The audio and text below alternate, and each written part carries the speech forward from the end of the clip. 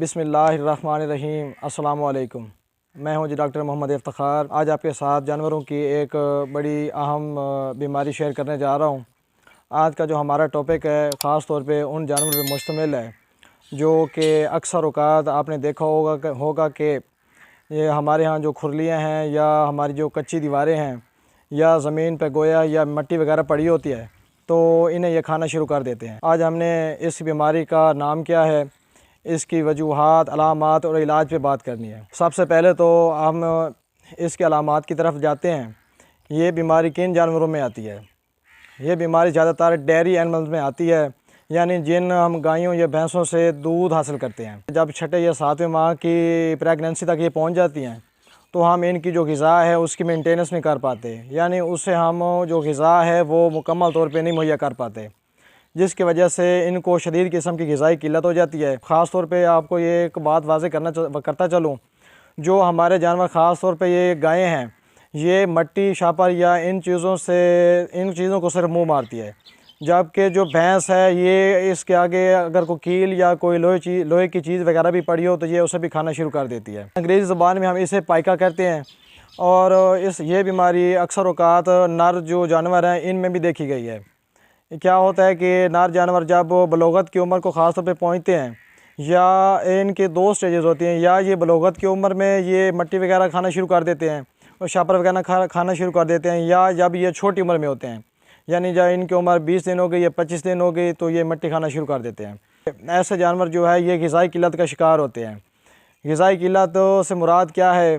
यानी इन जानवरों में ज़्यादातर फास्फोरस की कमी होती है और साथ में कैल्शियम जो है इसकी डेफिशिएंसी आ जाती है। अब हमने इसके इलाज की तरफ आना है कि इसका इलाज क्या करना है, कैसे हम अपने जानवर को ये गैर ज़रूरी हरकत से बचा सकते हैं, कैसे अपने जानवर को ये मट्टी खाने से बचा सकते हैं, कैसे उसकी जो सेहत है उससे कौन सी ऐसी ग़िज़ा दें जिससे वो अपनी ये आदत छोड़ दे।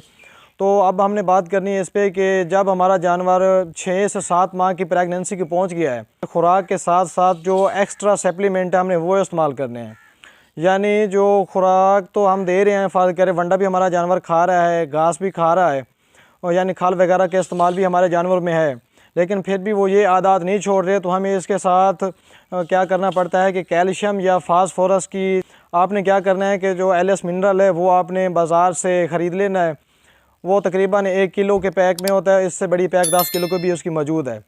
आपने अपने जानवरों को जो 6 माह की प्रेगनेंसी क्रॉस कर गए हैं उन्हें ग़िज़ाई किल्लत से बचाने के लिए डेली 100 ग्राम जो है वो आपने इस्तेमाल करना है एक टाइम में। ये आप गुड़ में भी इस्तेमाल करा सकते हैं, ये आप रोटी में भी रख के दे सकते हैं, या जो चारा वो खा रहे हैं आप उसमें भी इस्तेमाल करा सकते हैं। टेम्परेचर है वो गर्मी है, गर्मी में आपका जानवर प्रेगनेंसी के लिहाज से 6 माह में पहुँच गया है, तो आपने ये डोज़ आपको बताई है 100 ग्राम LS मिनरल की, आपने ये 50 ग्राम सुबह और 50 शाम देनी है।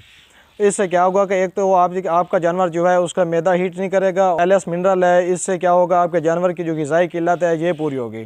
सेम तरीका ही आपने नर जानवर में इस्तेमाल करना है, उससे कोई अच्छा सा कैल्शियम इस्तेमाल करें जिसमें फ़ास्फोरस या जिंक और इसके अलावा विटामिन A, D3 इसके जो फार्मूलेशन है ये मौजूद हो, तो ये चीज़ अगर नर जानवर भी अगर इस्तेमाल करवाएंगे तो आपका जो नर जानवर है वो भी इंशाल्लाह मट्टी खाना छोड़ देगा।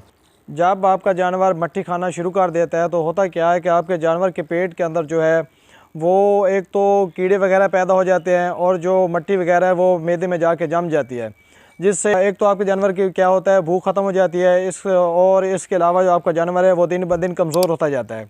आपने एक तो जानवर के मैदे को सबसे पहले साफ़ करना है, उसमें आपने कोई अच्छी सी डिवर्मिंग इस्तेमाल करनी है। बाज़ार से आपको नेल्ज़ान या इसके अलावा किल्सान या और बोलस वगैरह डिवर्मिंग की सूरत में मौजूद हैं, आप ये करवाएंगे तो इंशाल्लाह जो आपका जानवर है वो दिनों में रिकवरी की तरफ वापस आ जाएगा। हम अपनी आने वाली वीडियो के लिए आपसे इजाज़त चाहेंगे, तब तक के लिए अल्लाह हाफ़िज़।